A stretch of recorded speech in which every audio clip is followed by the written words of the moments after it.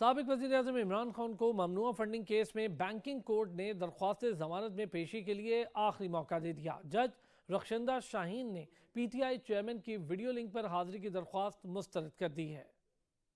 اسلام آباد کی banking court میں سابق وزیراعظم عمران خان کے خلاف ممنوعہ فنڈنگ کیس میں درخواست ضمانت پر سماعت ہوئی۔ بینکنگ کورٹ کی جج رخشندہ شاہین نے درخواست ضمانت پر سماعت کی۔ عمران خان کی درخواست ضمانت پر سماعت کے دوران عمران خان کے وکیل سلمان صفدر نے کہا کہ چیئرمین پی ٹی آئی کی استثناء کی درخواست منظور کرنے کی استدعا ہے۔ عمران خان کو ایک سے زیادہ گولیاں لگی ہیں۔ عمران خان اس وقت نقل و حرکت نہیں کر پا رہے۔ ممنوعہ فنڈنگ کیس میں عمران خان نے کئی بینکوں سے ریکارڈ بھی لینا ہے۔ ایف آئی اے کو کئی بار درخواست کی زمان پاک میں تفتیش کر لیں۔ ایف آئی اے خود نہیں آنا چاہتی تو سوال نامہ دے دے۔ ایف آئی اے سے پوچھیں جنیوا حقائق کو کیوں نظر انداز کر رہے ہیں۔ اسپیشل پروسیکیوٹر رضوان عباسی نے کہا کہ قانون سب کے لیے برابر ہونا چاہیے۔ ایک غریب آدمی پیش نہ ہو تو اس کی ضمانت منسوخ ہو جاتی ہے۔ ایک سابق وزیر اعظم کو ہمیشہ کیوں عدم پیشی پر توسیع دی جائے۔ عدالت نے عمران خان کو شامل تفتیش ہونے کی ہدایت بھی کی تھی۔ عدالت نے مذکورہ بالا ہدایات کے ساتھ کہا کہ عمران خان بے شک میرے سامنے آ کر کھڑے نہ ہو۔ عمران خان نیچے آئیں، حاضری لگوا دیں، اپنا مائنڈ پیشی ظاہر کرنا کہیں یا جو مرضی بتا دیا، نہ آئے تو ضمانت خارج ہوگی۔ وکلاء نے کہا کہ 10 فروری کو ایک اور سماعت بھی ہے، تاریخ کوئی اور دیں، جس پر عدالت کی جج نے کہا کہ میں اپنا آرڈر لکھوا چکی ہوں، تاریخ بدلنی ہے تو درخواست دے، اور سماعت 10 فروری تک کے لیے ملتوی کر دی۔ جبکہ بعد ازاں کیس کے شریک ملزمان طارق شفیع اور فیصل مقبول کے وکیل راجہ قدیر جنجوعہ نے تاریخ تبدیلی کی درخواست دائر کر دی۔